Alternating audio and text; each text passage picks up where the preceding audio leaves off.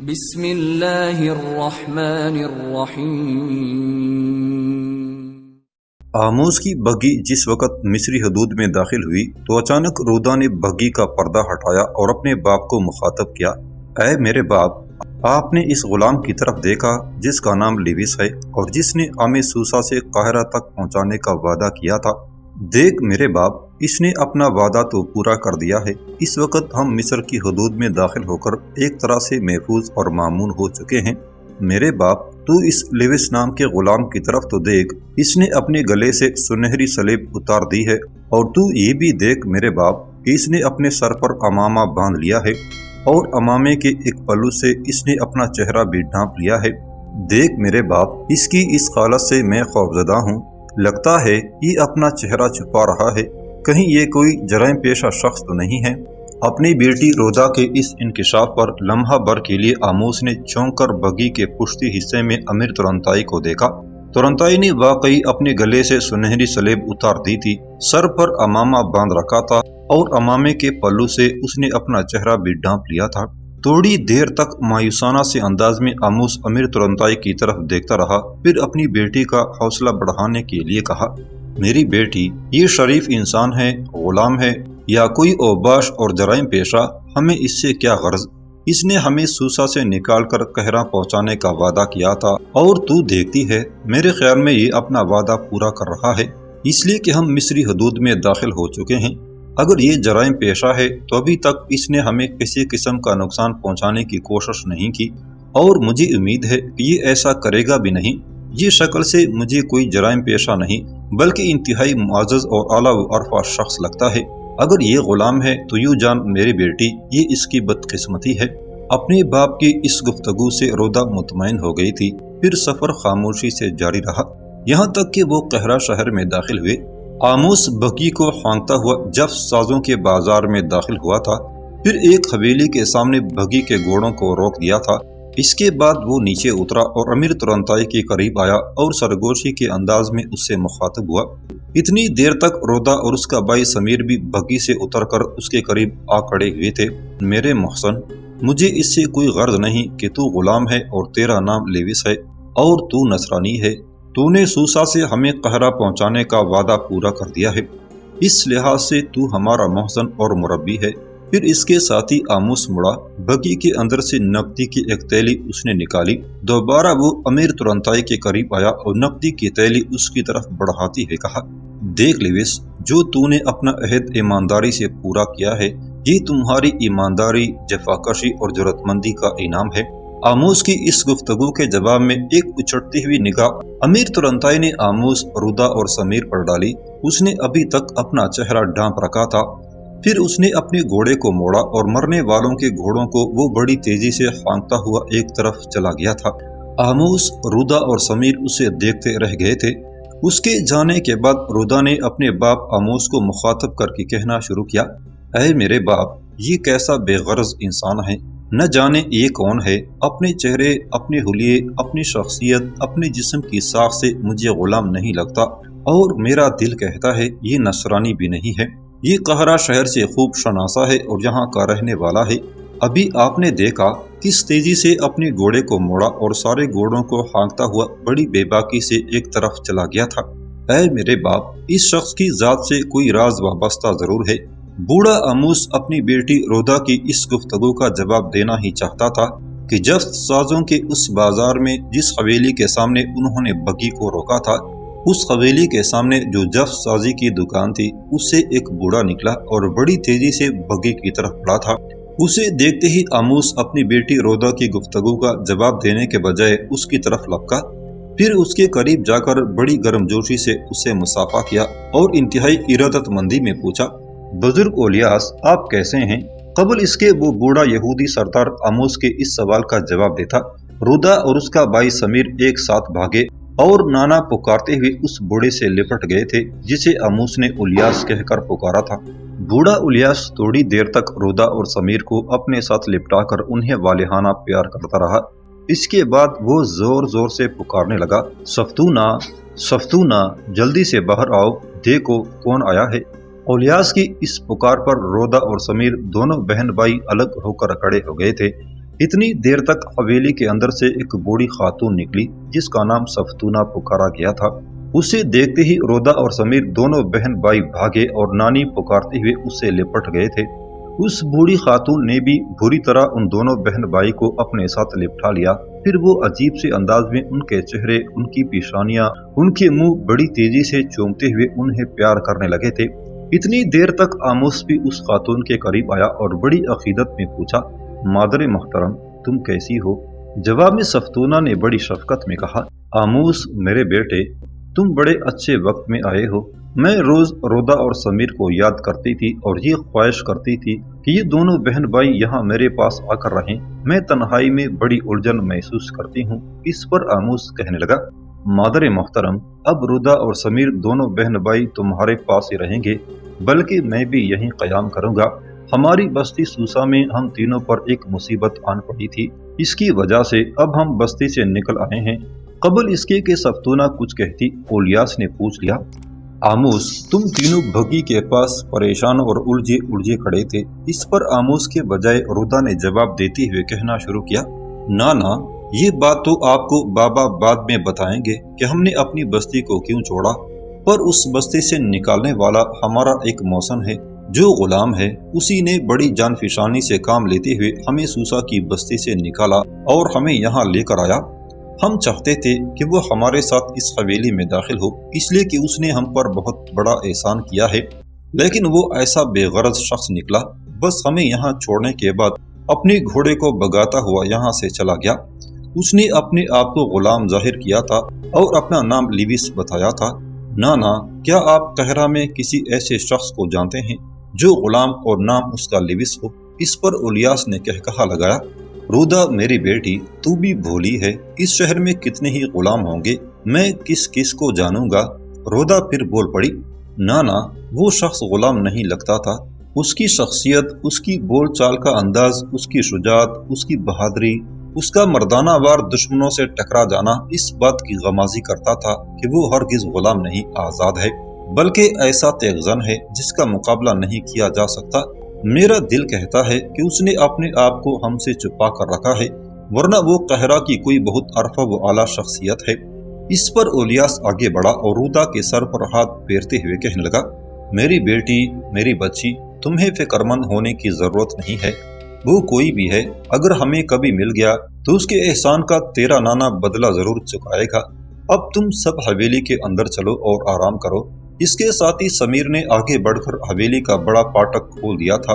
پھر آموس بگی میں سوار ہوا اور گھوڑوں کو ہانکتا ہوا وہ بگی کو حویلی کے اندر لے گیا تھا۔ اس کے ساتھ ہی سب حویلی میں داخل ہو گئے تھے۔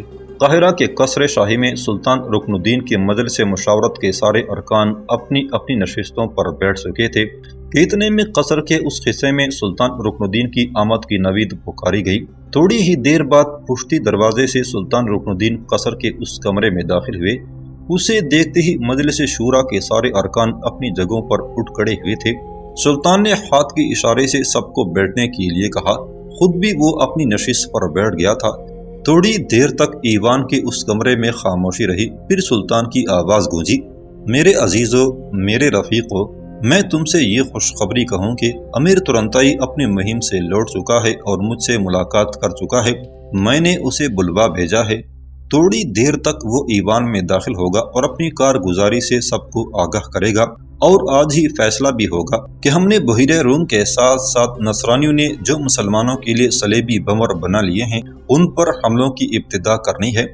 یہاں تک کہتے کہتے سلطان رکن الدین خاموش ہو گیا تھا، اس لیے کہ ایوان میں امیر ترنتائی داخل ہوا تھا۔ امیر ترنتائی نے ایوان میں داخل ہونے کے بعد سب سے پہلے سلطان رکن الدین سے مصافحہ کے علاوہ سلطان رکن الدین نے امیر ترنتائی کو اپنے ساتھ لپٹایا، اس کی پیشانی چومی۔ اس کے بعد سپہ سالار اعلیٰ سیف الدین نے امیر ترنتائی کو اپنے ساتھ لپٹایا۔ اس کے بعد حسام الدین سے مصافحہ ہوا۔ بعد میں باری باری امیر ترنتائی نے سب سے مصافحہ کیا۔ اس کے بعد وہ خالی نشست پر بیٹھ گیا تھا جو مصر کے لشکریوں کے سالار اعلیٰ سیف الدین اور سالار دوم حسام الدین کے درمیان تھی، اس لیے کہ امیر ترنتائی مصر کے لشکریوں کا سالار اول تھا۔ ایوان میں تھوڑی دیر تک خاموشی رہی۔ اس کے بعد سلطان نے امیر ترنتائی کو مخاطب کیا، ترنتائی میرے بیٹے، پہلے ایوان میں اپنی کارگزاری پیش کرو، اس کے بعد ہم فیصلہ کریں گے کہ اپنی مہم کی ابتدا ہم نے کب کرنی ہے۔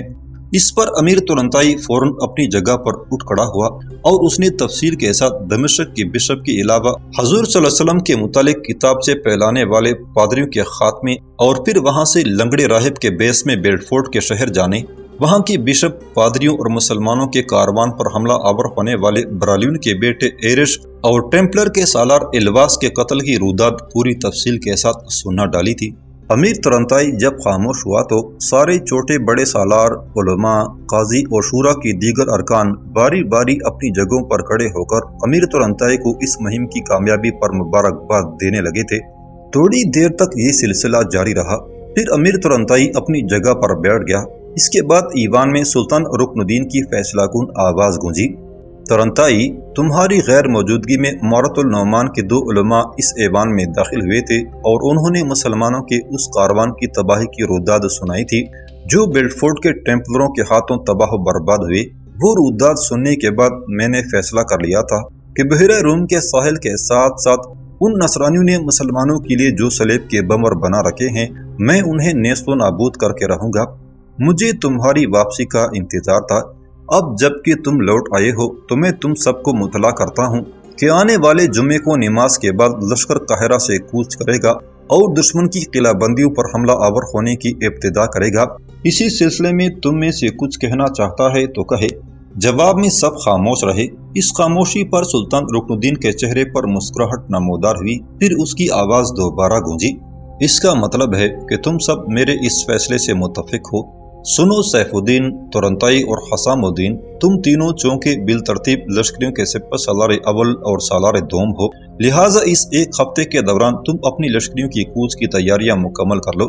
اس سلسلے میں جس چیز کی ضرورت تم محسوس کرتے ہو وہ مجھ سے کہو تاکہ اس کا انتظام کیا جائے۔ میں ان قلعہ بندیوں کو جو مسلمانوں کے قتل عام میں ملوث ہیں جڑ سے اکاڑ پھینکنا چاہتا ہوں۔ بس آج کا یہ اجلاس امیر ترنتائی کی روداد سنانے اور جنگ کی ابتدا کرنے کے متعلق حتمی فیصلے کے سلسلے میں کیا گیا تھا، لہٰذا آج کی یہ مجلس برخاست کی جاتی ہے۔ اس کے ساتھ ہی سلطان رکن الدین اٹھا اور پشتی دروازے سے محل کے سکونتی حصے کی طرف چلا گیا تھا۔ اس کے بعد سارے ارکان بھی اٹھ کر اپنے اپنے گھروں کو روانہ ہو گئے تھے۔ رودا کا نانا الیاس بڑی تیزی سے حویلی میں داخل ہوا تھا۔ اس وقت رودا، اس کا بھائی سمیر، باپ آموس اور نانی سفتونہ حویلی کے دیوان خانے میں بیٹھے باہم گفتگو کر رہے تھے۔ الیاس جب بڑی تیزی سے دیوان خانے میں داخل ہوا تو اسے دیکھتے ہی سب کھڑے ہو گئے۔ دیوان خانے میں داخل ہوتے ہی الیاس نے رودا کو مخاطب کر کے کہنا شروع کیا، رودا میری بیٹی، اپنی نانی سفتونہ کو ساتھ لو اور گھر میں جس قدر سیسے، کھانسی اور تانبے کے قرابے اور گلاس ہیں وہ سارے حویلی کے صدر دروازے کے قریب جمع کر لو۔ الیاس یہیں تک کہنے پایا تھا کہ اس کی بیوی سفتونہ بول پڑی، آج تم کیسی گفتگو کر رہے ہو؟ خیریت تو ہے؟ یہ سارے قرابے اور گلاس حویلی کے صدر دروازے کے پاس جمع کرنے کی آخر کیا ضرورت آن پڑی ہے؟ کیا محلے میں کسی کی شادی ہے اور وہ ان برتنوں کی ضرورت محسوس کرتے ہیں؟ اس پر الیاس آموس کے قریب بیٹھ گیا اور ہلکی ہلکی مسکراہٹ میں کہنے لگا، سفتونہ، ایسی بات نہیں، بلکہ سلطان رکن الدین آج اپنی لشکر کے ساتھ مصر سے نکل کر بحیرہ روم کے کنارے جو نصرانی ریاستیں اور حکومتیں ہیں ان پر حملہ آور ہونے کے لیے نکلنے لگے ہیں۔ الیاس یہیں تک کہنے پایا تھا کہ آموس فوراً بول پڑا، بزرگ الیاس، یہ تو آپ نے بہت اچھی خبر سنائی۔ اگر مصر کے سلطان رکن الدین ایسا کرنا چاہتے ہیں تو میرے خیال میں ہمارے سب سے بدترین دشمن بیلفورڈ کے حاکم برالیون پر بھی سلطان رکن الدین حملہ آور ہوں گے اور اس کا خاتمہ بھی کر کے رہیں گے۔ اگر ایسا ہو جائے تو ہم خیر و عافیت سے اپنی بستی سوسا واپس جا کر اپنے باغات، اپنی زمین کی دیکھ بھال کر سکیں گے۔ پر سلطان کب تک اپنی اس مہم کی طرف روانہ ہونے والے ہیں؟ الیاس پھر بول پڑا، آموس، آج جمعہ ہے اور آج ہی تھوڑی دیر بعد یعنی جمعہ کی نماز کے بعد سلطان رکن الدین اپنی لشکروں کے ساتھ بحیرہ روم کی نصرانی ریاستوں کی طرف کوچ کریں گے۔ سلطان اپنی لشکروں کے ساتھ جف سازوں کے بازار سے ہی گزریں گے، لہٰذا اس بازار میں جس قدر دکانیں یا مکین ہیں انہوں نے یہ فیصلہ کیا ہے کہ جس وقت سلطان کا لشکر اس بازار سے گزرے تو سلطان کے لشکر کی شربت اور کھانے پینے کی دوسری اشیاء سے تبادلہ کی جائے۔ میں صبح سے اسی سلسلے میں بازار محلہ کے لوگوں کے ساتھ مصروف تھا۔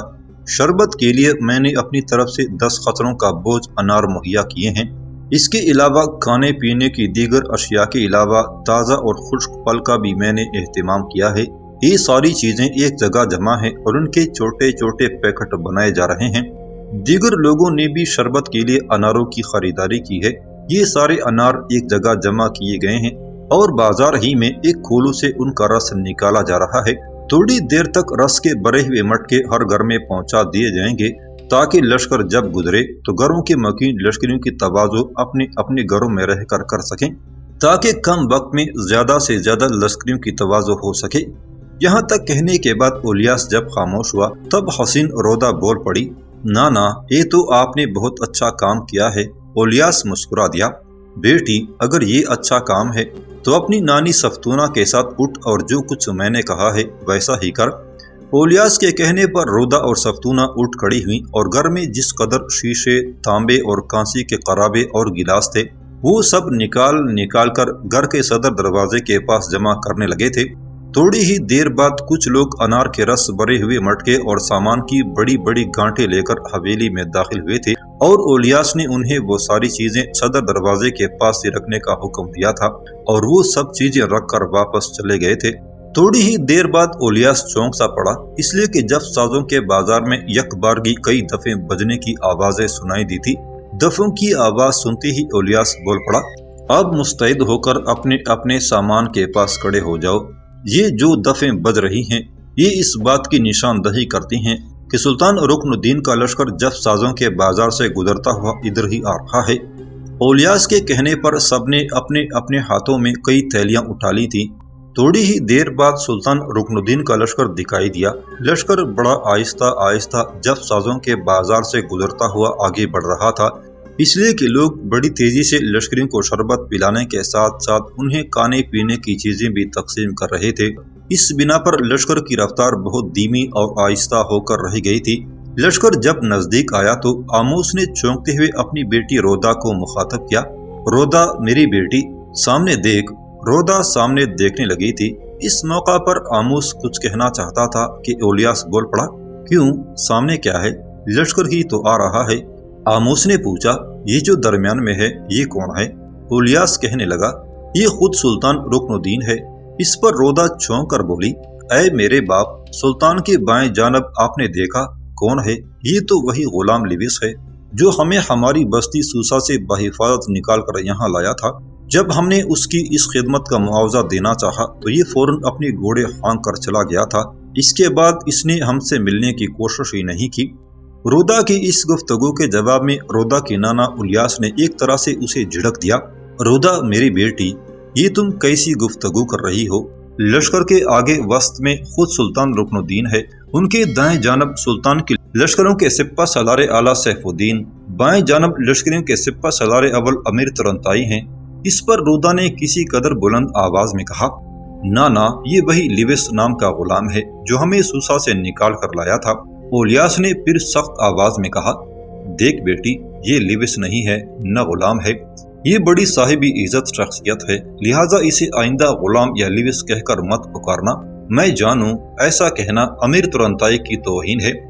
رودا نے ایک بار پھر تیز نگاہوں سے اپنے باپ آموس کی طرف دیکھا، اے میرے باپ، اگر یہ سلطان رکن الدین کے لشکریوں کا سالار اول امیر ترنتائی ہے تو پھر اس نے ہمیں اپنا تعارف لیوس اور غلام کی حیثیت سے کیوں کرایا؟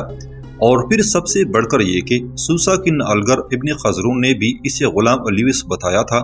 اس پر آموس نے پشیمان سے لہجے میں کہنا شروع کیا، بیٹی یہ شخص تو ہے وہی جو ہمیں سوسا سے نکال کر قاہرہ لایا۔